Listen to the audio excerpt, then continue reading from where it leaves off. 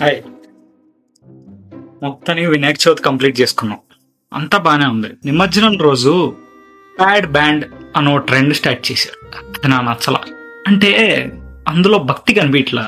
వినాయకుడికి పెద్ద చెవులు ఉన్నంత మాత్రాన బేస్ ఎక్కువ వింటాడని కాదు, మన గోస వింటాడని. అసలు వినాయకుడి నిమజ్జనంలో తాగి డాన్స్ చేయడమే తప్పు అంటే దానితో డీజే పెట్టి రికార్డింగ్ డాన్సులు పెడుతున్నారు. ఓ భరతనాట్యం, ఓ కూచిపూడో, ఓ వినాయకుడు పాటలు పాడడం లేదా భక్తి గీతాలు పాడడం ఇలాంటివి పెట్టినా ఒక అర్థం. బొంబాయికి రాను ఎగురుతుంటాడు వినాయకుడు. విగ్రహం అయ్యాడు కాబట్టి సరిపోయింది.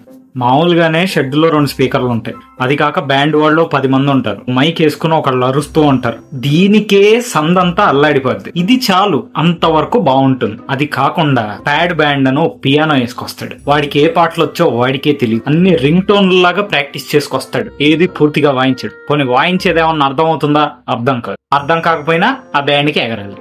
వినాయకుడి ముందు ఐటమ్ సాంగులకి డాన్సులు వేస్తారా?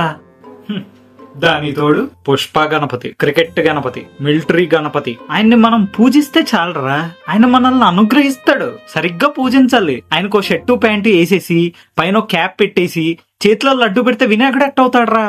భక్తికి దగ్గర అవ్వమంటే దేవుడికి ప్యాంట్ షర్ట్లు వేయడం కాదు, మన బుద్ధి మార్చుకోవాలి. బుద్ధి కొత్తగా ఉంటది, ట్రెండీగా ఉంటుంది. వినాయకుడిని పుష్ప వినాయకుడిని చేద్దాం. ఇలాంటి ఆశలు ఉంటే మానుకోండి. వినాయకుడు బొజ్జతో బుజ్జిగా ఉంటేనే అందం.